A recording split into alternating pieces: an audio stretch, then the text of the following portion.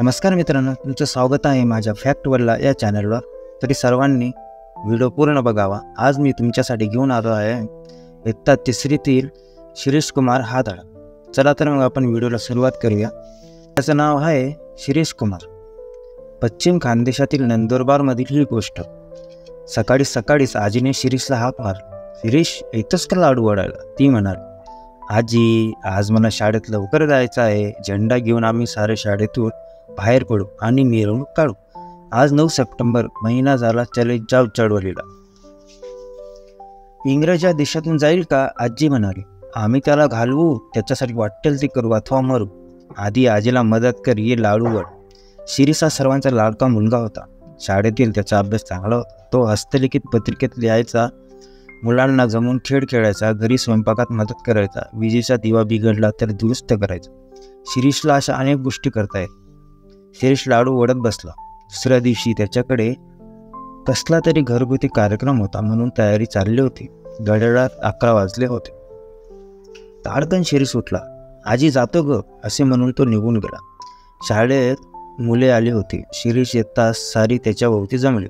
शिरीष, ते बघ पोलीस, सरकारने मिरवणुकीला झेंडा न्यायला बंदी घातली आहे, एका मुलाने माहिती दिली। असू दे, बंदी पोलीस काय करतील? फार तर लाठीमार करतील,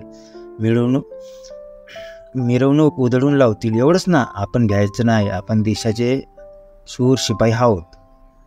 शिरीषने सर्वांना गोलाकार उभे केले। एकाच्या हातात झेंडा दिला, इतक्यात एक पोलीस झेंडा हिसकायला आला। त्या मुलाने तो दुसऱ्याच्या हातात दिला। पोलीस तेथे गेला, तो झेंडा तिसऱ्याच्या हातात। पोलीस चिडला आणि तंतनेत निघून गेला। मुलांनी जय जयकार केला, करेंगे या मरेंगे 40 कोट नहीं दबेंगे, करेंगे या मरेंगे 40 कोट नहीं दबेंगे, असे जयघोष झाले।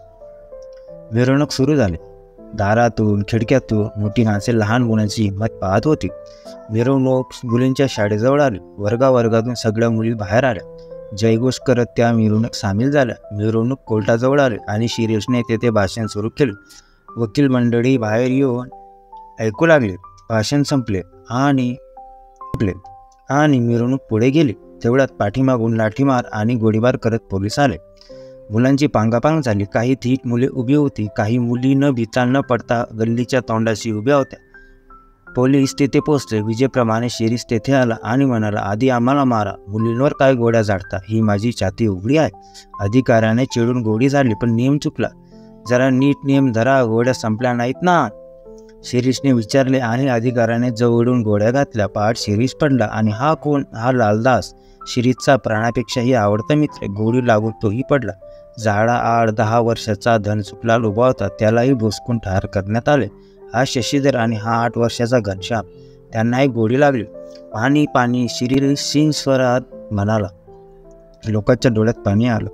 एकाने पाणी आणले, तेवढ्यात पोलीस अधिकारी गरजला, खबरदार, पाणी द्यायला पुढे याल तर गोळ्या झाडू। भारत मातेला स्वातंत्र्याचे अमृत मिळावे म्हणून त्या मुलांनी प्राण दिले। पाणी पाणी करत स्वराज्य स्वातंत्र्य म्हणत महात्माजींचे नाव ओठांवर खेळवत त्या मुलांनी मरण पत्करले। ती अमर झाली। धन्य ती तेजस्वी मुले, धन्य तो शिरीष कुमार आणि धन्य त्याचे ते बाल सवंगडी। हा पाठ लेखक सानू गुरुजी यांनी लिहिलेला आहे। तर मित्रांनो, तुम्हाला हा धडा कसा वाटला तर मला कमेंट करून नक्की सांगा। चला तर मग भेटूया पुढच्या व्हिडिओमध्ये।